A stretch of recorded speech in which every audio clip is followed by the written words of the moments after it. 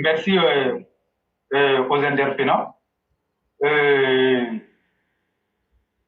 Aujourd'hui, c'est toujours la même actualité politique, puisque nous sommes ivoiriens, nous voulons la paix en Côte d'Ivoire. Donc notre devoir, c'est d'œuvrer pour que la Côte d'Ivoire soit en paix. Mais Éclairé, vous avez parlé de beaucoup de choses dans l'éditorial de Alexis Djet concernant le plan macabre du PPACI. Et nous, on l'a toujours dit ici, que la logique du PPACI, c'est une logique de chaos. Et donc, je ne sais pas c'est dans quelle langue on va pouvoir expliquer ça aux gens qui ne voient pas encore le danger qui vient à l'horizon. Mais tous les jours, nous allons parler de ça ici. Quand vous regardez dans, comment on appelle, globalement ce qu'ils sont en train de faire, moi je l'ai dit, on n'a pas besoin d'aller à l'école pour connaître ce qu'ils sont en train de faire. En 2010, ce qui nous arrivait en Côte d'Ivoire, le scénario, les gens avaient carrément négligé le scénario. Et les gens n'ont jamais pensé que Laurent Gbagbo pouvait confisquer le pouvoir. Mais sauf ceux qui avaient un esprit critique. Mais je vais vous dire que le président Alassane Ouattara savait que Laurent Gbagbo n'allait pas céder le pouvoir. Et donc, on a connu ce que nous avons connu. Les 3000 morts. Mais, qu'est-ce qui a engendré ça? C'est le refus de Laurent Gbagbo d'accepter les résultats. Mais puisque leur plan, il est connu, c'est de refuser et rejeter les résultats en bloc. C'est ce qui nous a conduit à là. Mais Éclairé, quand tu as dit que Laurent Gbagbo a dit que la CEI était fort clos, on n'a pas été capable de proclamer les résultats dans les 72 heures. Mais lorsque nous parlons de ce sujet, moi je vous ai toujours dit que Laurent Gbagbo, ils étaient dans une grande forfaiture. Mais ceux qui connaissent le code électoral de 2010, moi je les invite à aller lire le code électoral de 2010 concernant la proclamation des résultats. Et ils vont savoir que tout ce qu'ils ont fait, ça a été préparé. Mais le même article qui dit, qui donne, comme on appelle, le pouvoir à la CEI de proclamer les résultats, mais c'est ce même article-là qui dit que les résultats-là, il n'y a pas de limite, il n'y a pas de date limite pour proclamer les résultats. Mais le même article va vous dire, les PV là, c'est-à-dire les PV qui sont sortis des bureaux de vote là, quand on prend un bureau de vote là, les candidats qui sont en compétition là-bas, et puis les représentants des différents candidats, les papiers qu'on signe pour dire oui, on est d'accord avec les résultats là. Et puis voilà, tel candidat a eu tel nombre de points, le suffrage, tout. Ça là, les PV là, quand on rassemble tout, on envoie la CEI là. L'article qui dit que la CEI n'a pas de date limite pour proclamer les résultats là. C'est ce même article là qui dit que la CEI a seulement 72 heures après la proclamation des résultats pour acheminer tous les PV au Conseil constitutionnel. Mais l'acheminement des résultats des PV est fait que lorsque la CEI finit de proclamer les résultats. Est-ce que vous entendez très bien? Si moi je mens là, prenez le code électoral, parce que j'ai un peu oublié, comme on appelle le numéro de l'article. Prenez le code électoral et vous allez venir me confondre ici. Il n'est dit nulle part que la CEI a 3 jours pour proclamer les résultats. C'est faux et c'est archi faux. Moi, j'ai le code électoral à la maison. Je ne sais plus où je l'ai mis, mais je vais rechercher. Et si je l'ai lu, je vais apporter, comme on appelle, l'article là éclairé pour qu'il puisse venir lire devant tout le monde. Pour qu'on en finisse une fois pour des points avec ça. C'est une situation, les gens se font des polémiques alors qu'ils ne cherchent même pas à lire. On dit c'est quand, comme on appelle, la CEI finit de proclamer tout. On finit. On ne parle plus des résultats à la CEI là. Les résultats qui sont sortis de la CEI là. Tous les PV, on les rassemble. Et puis la CEI ne doit pas dépasser 72 heures pour envoyer, comme on appelle, les PV au Conseil constitutionnel. Donc, on n'a pas dit que Issou Bakayoko, comme on appelle, avait l'obligation de proclamer les résultats dans 72 heures. Mais pourquoi cette disposition? Parce que, vous savez, la Côte d'Ivoire, c'est 322 462 km². Il y a des PV qui sont dans des contrées très éloignées, où l'accès est difficile. Donc, ça va prendre un peu de temps pour que ces résultats-là arrivent à la CEL. La CEL qu'on appelle la Commission électorale locale. Ensuite, de la CEL là, et puis maintenant, ils vont envoyer ça à la Commission électorale départementale. La Commission électorale départementale va acheminer maintenant, comme on appelle, les PV à la Commission électorale régionale.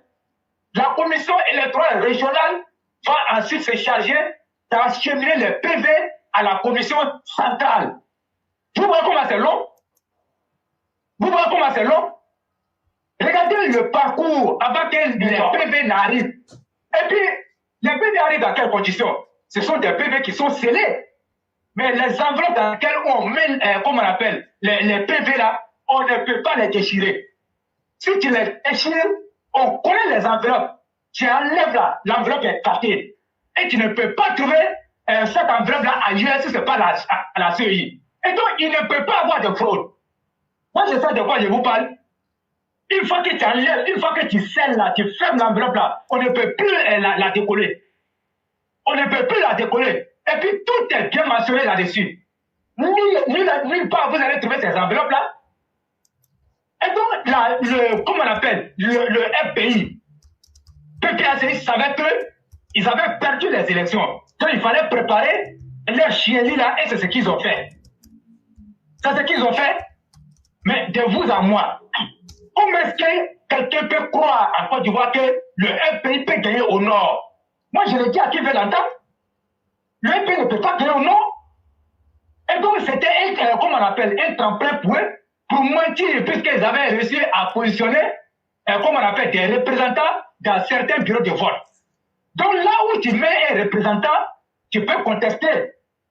Tu peux contester sur la base de ce que, comme on appelle, ton représentant va te dire.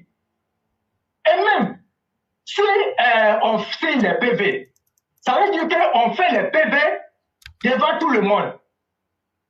Si, comme on appelle, notre mère Fiona Koura est une candidate. Notre père Apim Medou Koulibaly est un candidat. Olivia Whisper est une candidate. Mais ils vont envoyer les représentants dans les bureaux de vote. Le bureau de vote va contenir la représentante de Mme Olivia, le représentant de Mère Fiona et le représentant de Habib Medou Koulibaly. Maintenant, Youssouf Timité, il est le président du bureau de vote. Il sera assisté dans son rôle par deux assesseurs, comme on appelle, le premier secrétaire et le deuxième secrétaire. Mais lorsqu'on va finir, on va commencer le vote, mais on commence le vote et on associe tout le monde, les représentants des différents candidats. Ils sont là, on va leur présenter l'urne. L'urne qui sera d'abord vide, on présente l'urne. Et devant tous les électeurs, ça c'est le rôle du président du bureau de vote. Mais quand il va finir ça, il va venir, on va compter le nombre de bulletins qui a été envoyé. Si on a dans ce bureau de vote 300 électeurs, par moment, il y a un peu qui s'ajoute sur les bulletins. On compte les bulletins devant tout le monde. Quand on finit de compter les bulletins, on demande la permission aux comme on appelle, représentants des candidats. On va commencer le vote. Donc, vous avez vu, on a fait tout devant vous. Quand il dit, oui, le vote peut commencer, on commence le vote. Mais on va finir le vote et on leur dit s'il y a quelque chose qui ne va pas, on n'est pas ici pour faire des palabres. C'est un jeu électoral, on a une démocratie, il faut que tout se passe comme on appelle dans la paix. On va finir, mais quand vous regardez, parce que ce que les gens ne savent pas, quand les gens viennent voter, ils ont des cahiers, parce que les partis, Fiona Koura va donner un cahier à son représentant. Abi Metou Koulibaly va donner un cahier à son représentant. Olivia va donner un cahier à son représentant. Mais ce cahier-là va servir à faire quoi? À répertorier et à noter le nombre de personnes qui viennent voter. On les compte. Pourquoi elles sont chargées de les compter? Nous, à notre niveau ici, la liste d'émargement, quand on va finir, on va compter ceux qui ont voté sur la liste d'émargement. Mais il peut se trouver que, au niveau du président du bureau de vote et ses deux secrétaires, qu'ils se trompent. Mais quand ils vont se tromper, et les représentants des différents candidats ont le rôle aussi de compter, et on va compter ensemble pour voir s'il y a réellement quelqu'un qui a eu une voix de plus qui a été ajoutée. Maintenant, dans le cas contraire, on trouve que le nombre d'émargements, comme on appelle, n'est pas différent, comme on appelle, de ceux qui ont voté. Qu'est-ce qu'on fait dans ce cas? On appelle les trois représentants qui viennent et on tire un bulletin. On ne les regarde pas. On tire un bulletin. Ce bulletin qui sera tiré ne sera plus dans les décomptes pour harmoniser les choses. Et donc, quand on harmonise les choses, on va passer maintenant au dépouillement. Mais le dépouillement se passe comment? Le dépouillement se passe, on va aller chercher ce qu'on appelle les scrutateurs. Les derniers qui viennent voter, on va prendre des personnes, comme on appelle, parmi ces électeurs-là, pour venir nous aider à faire le dépouillement et à faire les décomptes. Quand on va finir ça, on va prendre un bulletin. On dit, bon, notre mère Fiona Koura, on donne, c'est son nom qui est là. On va montrer, comment on appelle, le bulletin déplié devant tout le monde. Et c'est comme ça, je vais sauter des étapes. Et c'est comme ça, on fait le vote. Une fois qu'on finit, on va maintenant afficher tous les résultats. Et on va demander, est-ce que vous êtes d'accord?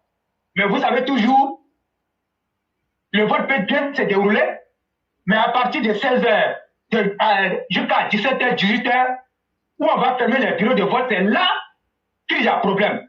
Parce que déjà les candidats, les représentants des candidats, des différents candidats, savent déjà les tendances.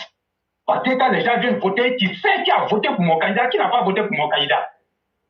Si, par exemple, Abi Metou Koulibaly pensait que c'est lui qui allait sortir vainqueur dans ce bureau de vote, et qu'à l'arrivée, il voit que c'est notre mère Fiona Koura, qui est suivi de Olivia, qui sont des vainqueurs, mais Abi Metou Koulibaly, son représentant, ne va pas accepter les résultats. Et donc, c'est comme ça, vous voyez, que les crises viennent. Mais les crises ne viennent pas de la série centrale. Je suis en train de vous dire des choses. C'est parce que les résultats qui sont arrivés à la série centrale là, mais la série centrale ne travaille qu'avec ces résultats. Donc, on va faire comme ça, et on va faire les décomptes, on va afficher les résultats. Mais quand on affiche les résultats, on va remplir les PV. Et on va demander, est-ce que vous êtes d'accord? Quand ils disent qu'ils sont d'accord, chacun vient apposer sa signature. Mais quand tu apposes ta signature, comment on appelle, au bas du PV, mais tu ne peux plus venir dire que tu n'es pas d'accord. Tu ne peux pas venir dire que tu n'es pas d'accord. Puisque tu as apposé ta signature, ce qui sous-entend que tu es d'accord que le vote s'est bien passé. Et on va fermer maintenant les enveloppes. Ces enveloppes sont des enveloppes autocollantes en plastique. Une fois que c'est fermé, on ne peut plus la décoller. Si tu la décolles, dès que ça arrive là, on sait qu'il y a problème. Maintenant, quand on va leur donner les PV là, elles vont courir pour aller donner les PV là dans les différentes campagnes comme on appelle, dans les différents QG de campagne. Et chaque candidat a déjà les tendances. S'il a perdu, il le sait. S'il n'a pas gagné, il le sait. S'il a gagné aussi, il le sait. Mais en 2010, ça a été le même scénario. Mais les zones où il y a eu les contestations, où le FPI a fait annuler les résultats, mais le FPI savait que d'avance qu'il ne pouvait pas gagner dans ces zones-là. Mais comme ils avaient réussi à mettre des gens dans les différents bureaux de vote, donc il fallait procéder comme ça. Donc vous voyez, où la crise est partie. Mais d'où vient dire que, qu'on vient nous dire que la CEI est le garant de la paix. Le Conseil constitutionnel est le garant de la paix. Mais moi, je suis désolé de dire aux gens que la paix ne dépend pas de la CEI, ni encore du Conseil constitutionnel. La paix dépend des différents partis politiques, des différents candidats.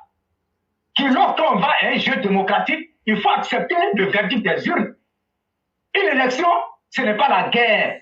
Une élection est faite de sorte que tous les citoyens qui sont dans ce pays puissent venir exercer leur droit de vote. Mais quand on finit ça et qu'on en arrive à des morts, mais vous pensez que c'est cela la démocratie? Une démocratie ne peut pas se transformer en un cauchemar pour une population. Et c'est ce que Laurent Gbagbo nous a imposé. On va venir, et puisque le plan était déjà prêt, quand on va dire à Damana Picasse, vous êtes venu à la CEI, c'est d'empêcher que les résultats soient proclamés. Parce que si les résultats, si vous ne vous opposez pas, et que les résultats sont proclamés, nous on perd. Donc, quand vous allez finir comme ça, là, vous mélangez, et maintenant, le Conseil constitutionnel va rentrer en jeu. Le Conseil constitutionnel va rentrer en jeu. Et c'est comme ça ils ont fait. Et dès qu'ils ont reçu ce coup-là, devant tous les caméras du monde, c'est là maintenant ils ont dit à Yao Ndré, la mission a été accomplie de l'autre côté, maintenant tu peux rentrer en action. Sinon, comment vous pouvez comprendre? Deux institutions indépendantes, une institution peut se targuer, avoir le privilège et avoir la légitimité de venir, comme on appelle, se saisir, comme on appelle le droit, de venir arrêter une autre institution qui a organisé les élections et de venir dire qu'il y a eu fraude et venir proclamer les résultats et d'autres résultats qui ne sont pas conformes avec ceux qui sont sortis, comme on appelle, de la consolidation de la commission électorale indépendante. Est-ce que vous voyez? Et c'est comme ça que ça s'est passé. Sinon, la CEI était dans le délai. La CEI était bien dans le délai. Moi, je vais vous dire ça. La CEI n'a jamais fait ça. Ils étaient dans le délai. Et je vais répéter pour dire, nulle part dans le code électoral de 2010, où il est écrit que la CEI devait proclamer les résultats dans 3 jours. Jamais. Moi, je le dis et je le répète et je pèse bien mes mots. Ce qui est écrit dans l'article là, c'est que la CEI devait, après la proclamation des résultats, acheminer les PV dans le délai de 72 heures. Il ne fallait pas dépasser 72 heures. Mais la CEI a tenu. Et je crois que c'est le lendemain même, la CEI même a envoyé les PV. Donc, il restait encore 48 heures. Donc, on vient nous arrêter ça. Maintenant, la fraude anti, comment on appelle ça, éclairée, sentinelle là, sentinelle anti que le FPI a créé. Moi, le PPAC, je vais vous dire que le PPAC n'a pas la légitimité, le PPAC n'a pas la légalité et le PPAC n'a pas le droit. Pourquoi? Parce que la CEI, qui est l'organe central de l'organisation des élections, c'est la CEI seule qui a habilité à le faire. Comment on appelle, de connivence ou en collaboration avec les forces de l'ordre, je vais dire l'armée. C'est la CEI qui se donne les moyens de superviser pour ne pas qu'il y ait fraude. Mais la CEI a toujours fait. Voilà pourquoi la CEI dit aux candidats, faites tout possible pour couvrir tous les bureaux de vote. Parce que quand tu ne couvres pas tous les bureaux de vote, tu ne peux pas venir dire qu'il y a eu fraude. Tu ne peux pas venir dire qu'il y a eu fraude. Tu n'as pas été là-bas, mais où bien tu es assis dans ta maison, mais où le vote est en train de se dérouler, tu n'es pas là-bas, et tu vas venir dire qu'à la fin, il y a eu fraude. Il n'y a pas eu fraude. Donc, le rôle des partis politiques, c'est quoi dans cette affaire-là de Sentinelle? Le rôle d'un parti politique, c'est quoi? C'est d'organiser tes électeurs, les canaliser pour qu'ils puissent aller voter. Ton rôle, c'est ça. Tu dois créer un environnement de sorte que tes militants puissent aller voter. Ça, c'est ton rôle. Mais ton rôle là, ce n'est pas d'aller créer un comité de, comment on appelle, de lutte contre la fraude. Ton rôle, c'est pas ça. Ou encore dans ton QG là, vous pouvez installer ce qu'on appelle le QG de la nuit électorale. C'est-à-dire, vous avez vos ordinateurs. Vous faites ça, on appelle ça les remontées. Quand ils vont remonter avec les PV, vous vous chargez de saisir, comment on appelle, sur la base de ce que les PV ont dit. Et donc, vous le faites, et quand la CEI va venir proclamer autre chose qui n'est pas, comment on appelle, les PV qui vous ont été donnés, en ce moment, vous avez vous dire non, les PV que nous avons à notre sein, à notre disposition, mais ce n'est pas le même résultat. À ce moment, on va aller dans une phase de contentieux, et on va aller vider le contentieux. Mais tu n'as pas de PV, et tu vas dire, tu crées quoi? Non, il n'y a rien à créer dans ça. Donc, ça veut dire quoi? Simplement, Sundiata l'a signé, et la fois passée, j'avais parlé. Les zones que Sundiata a citées, ils vont contester les résultats, même à Port-Boué. J'ai dit bien à Port-Boué. Parce que c'est Katina Kone, le braqueur de la République, le braqueur de la CDAO, comme on appelle de la BCAO, c'est lui qui est le candidat contre notre candidat. Comme on appelle, Ibrahim Konaté, et puis le candidat du PDC, qui est Emou Sylvestre, qui est le maire sortant. À Daloa, le falsificateur des signatures, le faussaire Stéphane Kipré, il sera copieusement laminé là-bas, mais ils vont contester les résultats. Partout où il y a candidat PPACI là, ils vont contester les résultats. Mais nous, on va leur dire que ce qu'on a fait en 2010 pour sécuriser les urnes là, chers élèves de la classe, soyez sans crainte. N'ayez même pas peur même. Cette fois-ci là, aucun militant du RADP ne va mourir. Aucun militant du RADP ne va mourir. C'est plutôt les militants du PPAC qu'on va tuer. Nous là, on a appris de 2020. Les élections de 2020 nous ont forgé. Et cette fois-ci, nous on est prêts à les attendre. S'il y a mort là, c'est que c'est un militant du PPACI. Moi je vous le dis ça. S'il y a mort, c'est un militant du PPACI. Il faut que ça soit clair. Quand vous allez entendre qu'il y a un mort là, allez-y bien vérifier, vous allez trouver que c'est un militant du PPACI. Aucun militant du RADP ne va mourir. Donc ça, c'est concernant les élections. Donc, éclairage, si tu vois, j'ai dit ça, parce que quand tu as parlé de ça, donc il y a des choses qu'il faut expliquer aux gens. La paix, là, ça dépend des candidats. Ça dépend des candidats. Il ne faudrait pas être un mauvais perdant. Vous savez que le mauvais perdant, là, c'est lui qui amène toujours les troupes en période électorale. Quand tu es un mauvais perdant, c'est ça. Mais tu perds, là, il faut reconnaître. Tu perds, il faut reconnaître. Mais eux, là, ils ne veulent pas. Parce que leur slogan, c'est quoi? On gagne ou on gagne. Ça veut dire quoi? Si on n'a pas gagné là, nous, on va forcer. C'est-à-dire, dans tous les scénarios, dans tous les cas, c'est nous, on sort vainqueurs. Ça, c'était le slogan. La nuit électorale à Abobo ici. Qu'est-ce que nous, on n'a pas vu? Et je vous ai même dit, ceux qui connaissent bien Abobo, ceux de Fia, nous avons un carrefour qu'on appelle le carrefour Jean, il y a un supermarché. Moi et puis mon ami, on a fini à quoi on venait. Heureusement que les urnes étaient déjà passées. On arrive, nous on avait nos camisoles CI et on vient voir, c'est Madame Babo qui se promène avec ses escadrons et la mort pour chercher les urnes. Mais quand ils nous ont vus, ils ont cru que nous on avait des urnes. Ils sont venus arriver à notre niveau, ils nous ont regardé. Nous, on regarde, c'est Mme Simone Babo qui est là-bas avec les secours, en train d'arracher les unes aux gens. Mais à Bobo ici, vraiment, ils ont tenté, mais ils n'ont pas pu. Et je peux même vous dire que la nuit électorale, là, Simone Babo a fermé son QG. Et il allait claquer. Il allait gronder, comme on appelle, les représentants du pays dans son QG. Son QG est juste situé là où il y a la commission électorale indépendante d'Abobo. On appelle ça Avenue Kaza. Elle a ramassé tous les ordinateurs, elle est partie. Elle a insulté parce qu'elle a mis plus de 3 milliards à Abobo pour remporter les élections. Mais elle n'a pas pu. Moi, et les autres communes là, ils n'ont qu'à se battre là-bas. Chez nous, à Abobo ici là. Moi, je ne vais pas trop parler, mais à Abobo ici là, PPACI n'a pas cœur. Il ne peut même pas même. PPACI n'a pas cœur.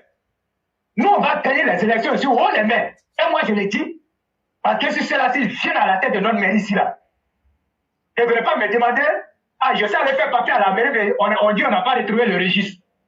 Voilà pourquoi j'ai dit aux gens, taisons nos querelles là, et faisons gagner nos candidats qui sont représentés dans nos différentes mairies. Parce qu'il y a beaucoup d'enjeux. On n'est pas content, ça c'est vrai. On a mené la lutte, on a obtenu gain de cause, mais il y en a, on n'a pas obtenu gain de cause. Mais pour autant, on va dire parce qu'ils ne nous ont pas choisi, qu'on ne va pas voter nos candidats, mais si on le fait, nous-mêmes, on se tire une balle comment on appelle, dans le pied. Au niveau de l'état civil, c'est la République. Mais il ne faut pas donner l'occasion à comment on appelle, ces criminels-là, de venir déchirer nos registres. Et de venir, comment on appelle, déformer nos noms. Les nouvelles naissances, là, ils vont venir déformer les noms. On les connaît ici. Donc, il faut dire beaucoup de choses pour que les gens comprennent qu'il y a véritablement un enjeu. Et Claudette a dit beaucoup de choses que le RADP va gagner les élections. Ça, je suis sûr de ça. Mais je l'ai dit, le taux de participation là, c'est l'adversaire du RADP dans certaines zones. Et on va remporter ces élections-là pour montrer véritablement que le RADP est une force. Et c'est ce qu'il faut dire aux gens. Taisons nos querelles, allons-y voter nos candidats. Moi-même qui vous parle là, je ne suis pas d'accord avec le choix de Kandia Kamara.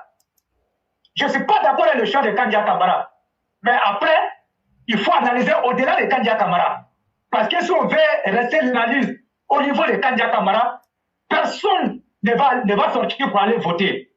Mais après, mais c'est les choses, moi je vais dire, et c'est comme ça se passe dans tous les mairies. Prenez le cas d'Abobo ici. Mais quels sont ceux qui sont contractuels à la mairie d'Abobo? Ceux qui sont des bénévoles à la mairie d'Abobo? Ceux qui sont, comment on appelle, les chefs de service à la mairie d'Abobo? Ce sont nos militants. Moi, je vais le dire ça. Ce sont nos militants. Mais quand toi, tu as besoin d'un papier et que tu n'as pas de temps, mais lui qui est là-bas, c'est que tu es militaire, il va faire ça pour te donner. Mais ça va te faire gagner en temps.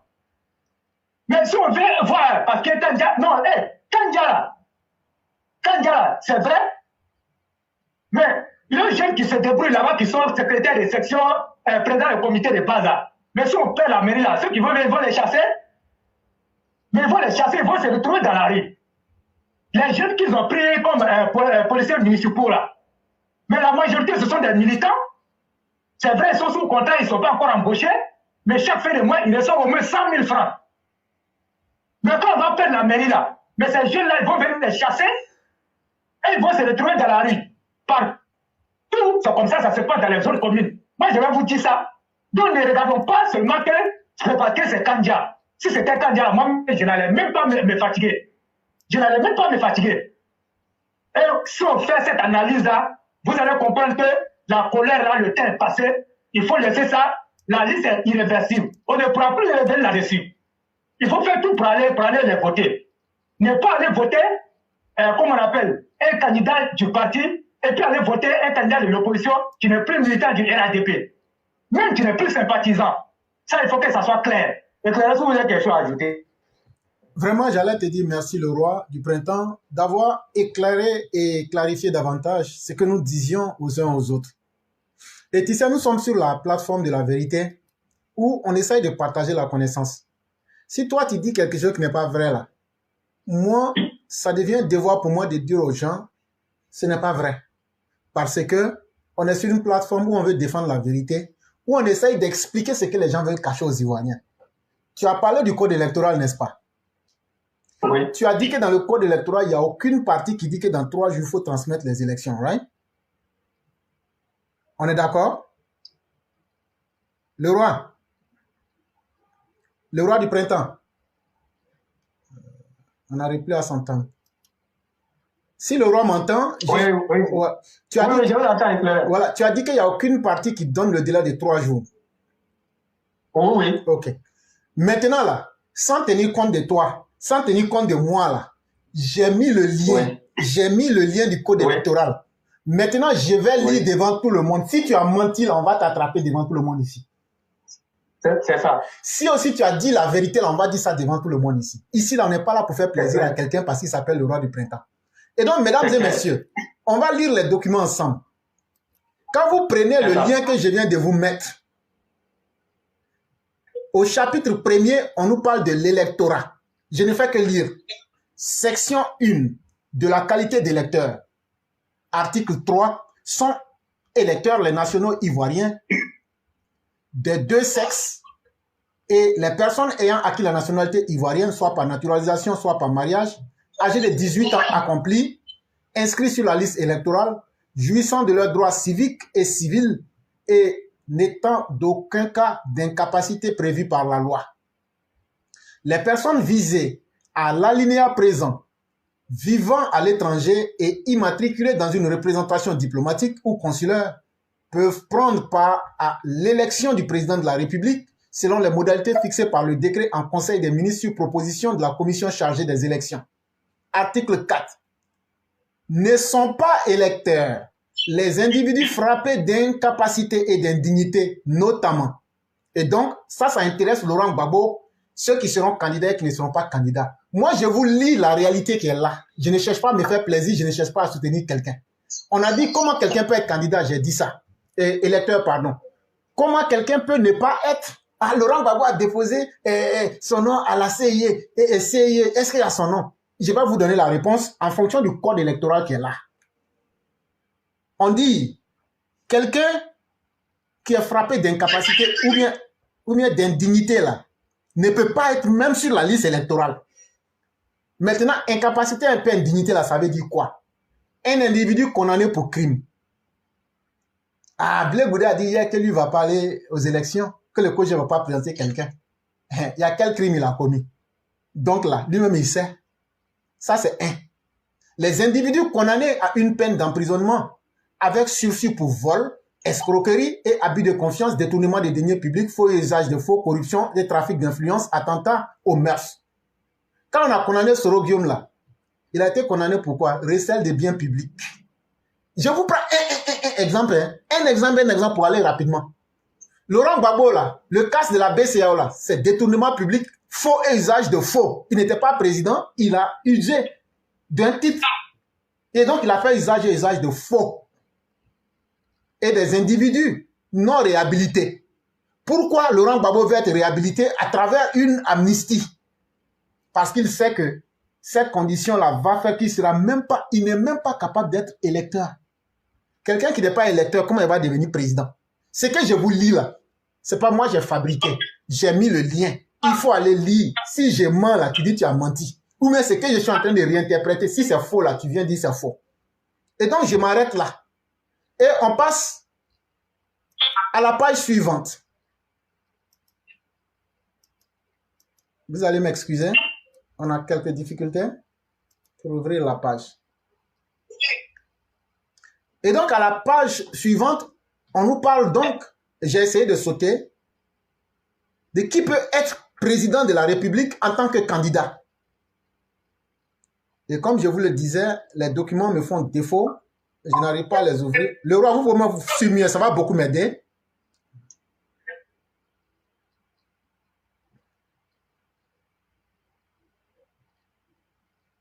Et donc, malheureusement, les documents me font défaut, mais quoi qu'il en soit, je les lirai. Ça, même s'il faut attendre que ça se débloque, je vais attendre même 1000 ans. Mais je vais lire ça pour que les gens comprennent une bonne fois de quoi il est question.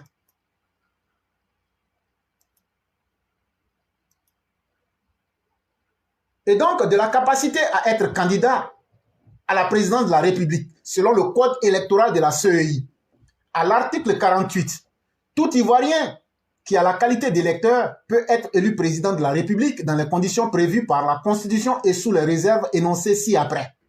On dit, si tu as pu être électeur là, c'est que tu peux aussi poser ta candidature pour être président. Mais là encore, il y a quelques conditions. Et là, on nous dit dans l'article 49, sont inéligibles. Ça veut dire, ceux qui veulent être président là, ils ne peuvent pas être président, ils ne peuvent même pas être candidats pour deux conditions. Les personnes privées par décision judiciaire de leur droit d'éligibilité et deuxième condition, les personnes pourvues d'un conseil judiciaire.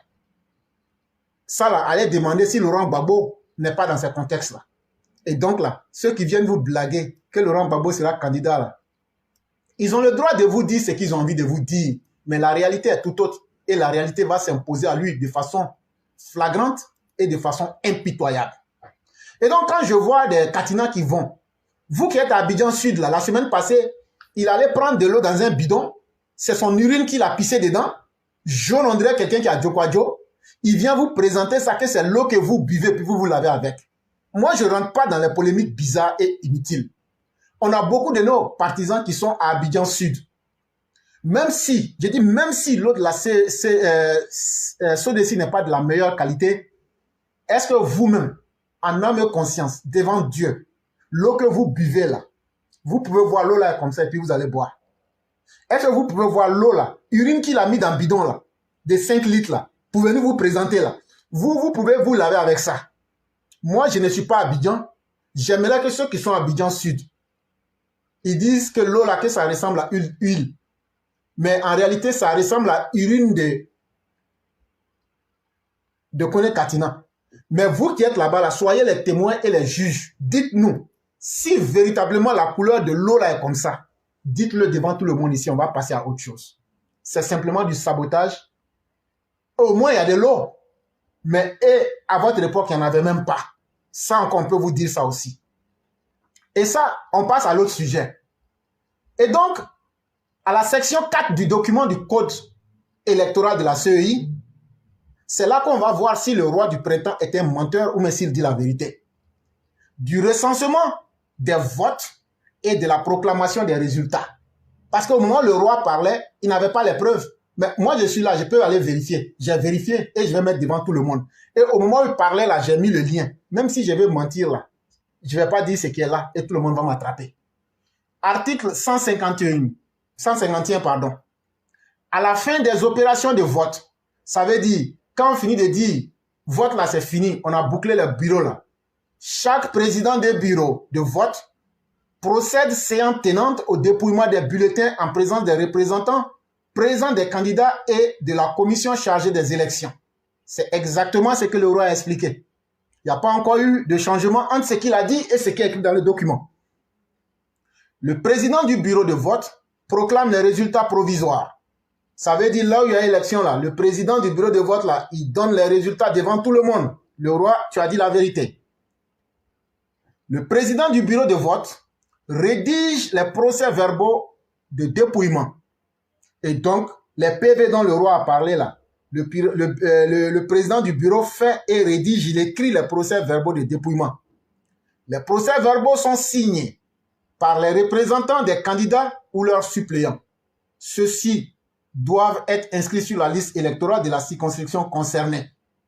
Et donc, ça se passe devant les représentants de tous les candidats. Et ceux-mêmes qui sont les représentants des candidats ou les suppléants doivent être inscrits sur la liste électorale de là où ils vont être pour surveiller les élections. Si toi, tu te lèves, tu n'es pas inscrit quelque part, tu dis tu te vas vérifier l'élection, tu es un milicien. Et les miliciens viennent avec des armes. Et on va vous abattre ce jour-là avec des armes. C'est ce que le roi du printemps vous a dit. La loi du code électoral est bien claire.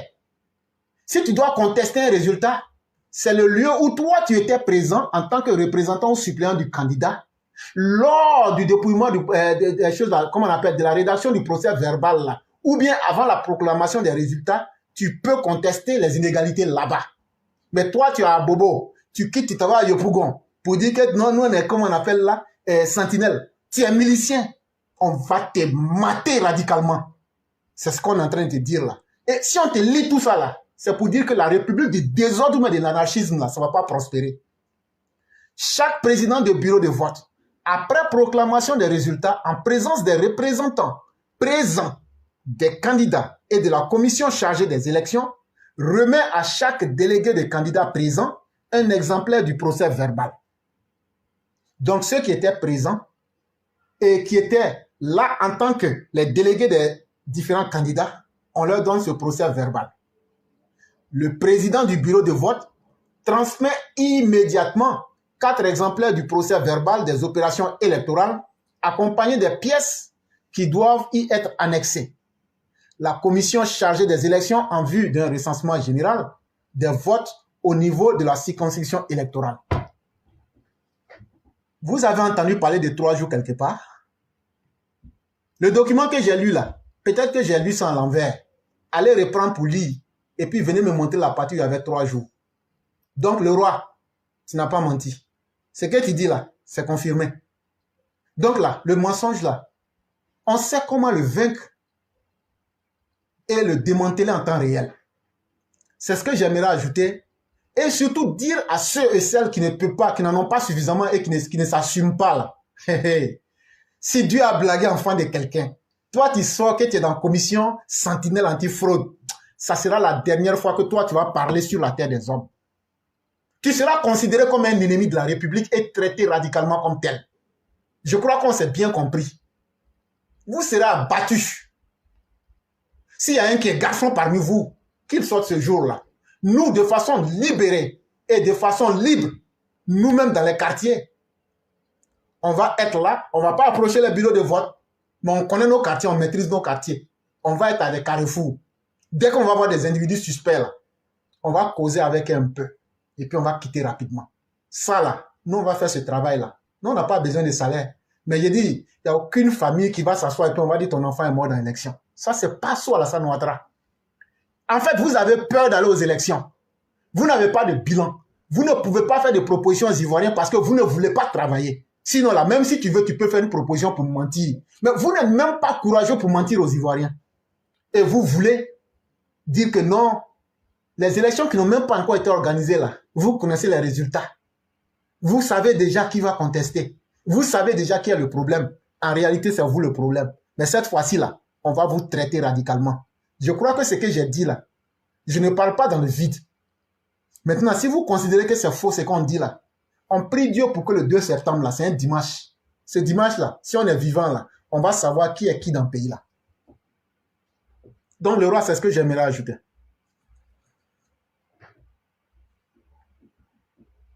Ok, merci. Vraiment, merci beaucoup.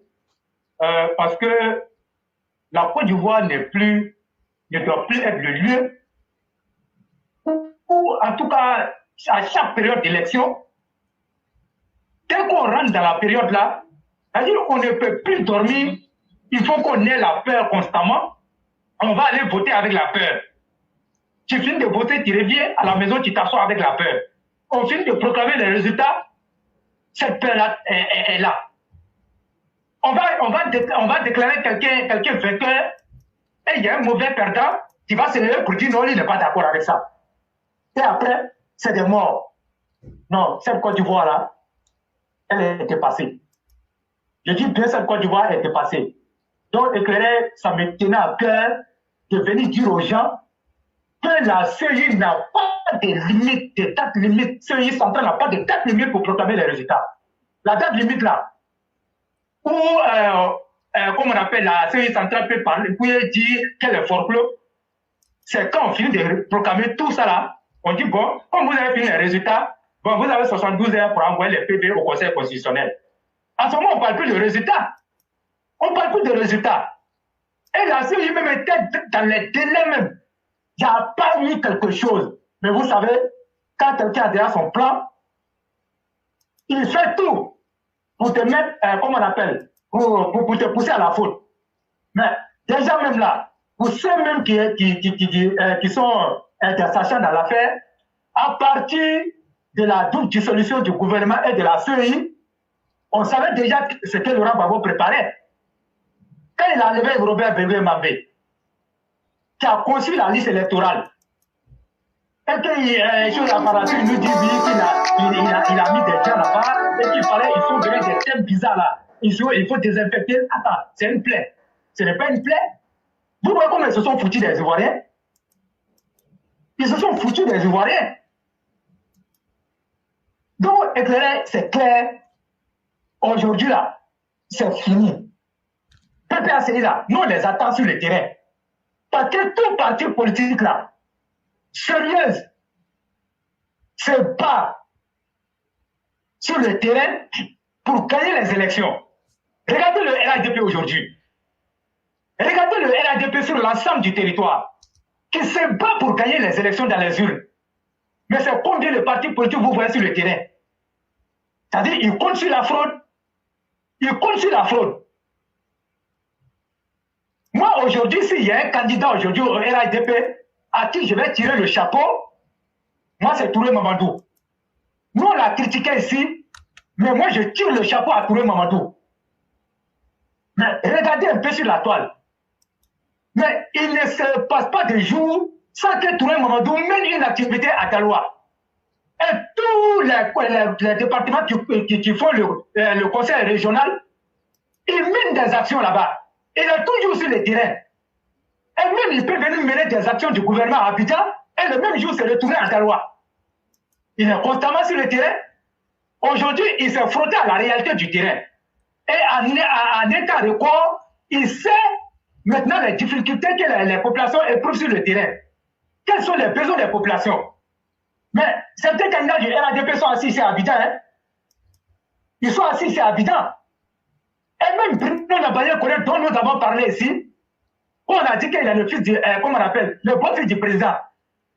Mais après Touré Mamadou, il est le deuxième qui mène les actions sur le terrain, dans la Bagoué. Il est constamment sur le terrain. Mais quand il va gagner là, est-ce qu'on va dire qu'il a volé les élections? Quand Touré Mamadou va gagner là, est-ce qu'on va dire qu'il a volé les élections? Mais moi, je suis en train de dire, et j'attire l'attention des candidats bras cassés, des candidats canards boiteux, que le parti a choisi, qui sont couchés ici à Abidjan. Moi, je parle de l'honorable Lassina Ouattara, l'ASPR, qui dort presque à Korogo. Fidel Boroto Sarasoro, qui sont toujours sur le terrain. Mais là-bas, il n'y a pas d'enjeu, mais ils sont toujours sur le terrain. Mais contrairement à des candidats où la zone est difficile, ils sont assis et ils comptent sur le directoire. Moi, je vais dire au secrétaire exécutif et au président du directoire de ne même pas chercher à soutenir ces candidats-là. Vous avez fait votre, comment on appelle, ce que vous devez faire. Vous les avez choisis. Ce n'est pas à vous maintenant d'aller chercher les gens pour qu'ils viennent voter. Ce n'est pas à vous d'aller convaincre les militants. Ils disent qu'ils peuvent gagner. Donc laissez-les voir aller se battre là-bas sur le terrain pour nous envoyer la victoire. En même temps, éclairé, moi je vais féliciter le directoire. Je vais tirer le chapeau au directoire. En tout cas, la lucidité qu'ils ont eue et le réalisme qu'ils ont eu de ne pas choisir l'honorable Mariam Traoré en tant que candidate à la mairie de Tengrela. Éclairé, disons merci beaucoup au directoire. Sans ce point-là, moi je félicite le directoire et moi je dis bravo au directoire. On va tout dire. Mais éclairé, comme j'ai dit, il y a des candidats qui ont été refusés, ils n'ont pas été pris. Le directeur aussi a ses raisons. Regardez leur honorable. Tu dis tu veux être maire, tu veux être candidat, tu veux être maire de Tengrela. Mais regardez, combien de familles à Tengrela arrivent à manger 3 fois par jour. Mais elle allait dépenser près de 40 millions. 40 millions dans un couple d'artistes maliens. Ceux qui ont insulté le président Hassan Ouattara ici. Ceux qui ont encouragé Assimi à garder nos soldats. Elle allait faire ça. Pendant que la population de Tengrela est en train de croupir sous le comment on appelle, le poids de la galère. Tafara Kone, Ibrahim Sissé Bakongo, Kandja Kamara, Ibrahim Télé, comment on appelle, Ouattara Ibrahim Télé, Robert Begué Mambé. En tout cas, tous les directoires, moi le roi du printemps, je vous félicite et je vous tire le chapeau. Vous avez été très lucide. Et que là, il faut dire ça aux gens. Parce qu'on ne peut pas comprendre. Est-ce que tu avais posé quoi là-bas à Tengrela et puis tu dis non, quand tu choisis? Tu avais posé quoi là-bas? Et le directeur a bien fait de reconduire Idrissa Balo. Le maire sortant, le directeur a bien fait de le reconduire. Et moi, je dis bravo au directoire. Moi, je vais répéter ça. Moi, ça n'engage que moi. Voilà. Et moi, je vais le dire. Katina connaît qui est parti à Port-Boué, qui a rempli, comment on appelle, qui allait pisser, qui est pour mettre dans le bidon, pour aller montrer, il dit que c'est ce que le président Alassane Ouattara donne, comme on appelle, à la population. Mais moi, je vais lui dire à Katina. Mais le maire de Port-Boué, là, tu dis que tu veux la mairie, non? Tu vas lui donner de l'eau propre, non? Le maire de Port-Boué, là, il a fait des CI. Il s'appelle Emou Sylvestre. Depuis que Hortense Aka-Angu est décédé, n'est plus à la tête. La commune est toujours restée dans les mains du PDCI. Et c'est Emou Sylvestre qui est le maire. Ce n'est pas un maire RADP. On est un candidat RADP, ce n'est pas un maire, comment on appelle, RADP. Et ce qu'on va dire, c'est que la manipulation et la propagande mensongère ne peuvent plus sur le terrain. Et les Ivoiriens sont assez lucides. Les populations de Port-Boué sont assez lucides. Et ils savent que le PPAC ne peut rien proposer aux Ivoiriens. Quand on a passé tout son temps, on a passé 10 ans sans rien proposer aux Ivoiriens, les règles de la nature, là, vous recommandent de fermer vos gueules. Il faut que vous fermez vos gueules et laissez les populations ivoiriennes tranquilles. Ils savent ce qui est bien pour eux. Depuis que le président Alassane Ouattara est là, et je crois qu'il se bat pour que l'eau ne soit pas une denrée rare. Et c'est ce que nous voyons avec la construction de beaucoup de châteaux à travers le pays. Katina, tu es un vaurien. Tout ce qu'on retient de toi, tu es un gueulard et puis tu es un braqueur. C'est tout ce qu'on retient de toi. Sinon, il y a quoi d'autre? Mais les populations de Port-Boué vont pouvoir choisir celui qui sera à la destinée de la mairie de Port-Boué au soir du 2 septembre. Et je crois que le RADP sortira vainqueur. Comme j'ai assez parlé, je vais m'arrêter là. Sinon, moi seul, je peux faire émission aujourd'hui. Bonne journée à chacun. Mon frère, il faut partir comme ça, c'est bon.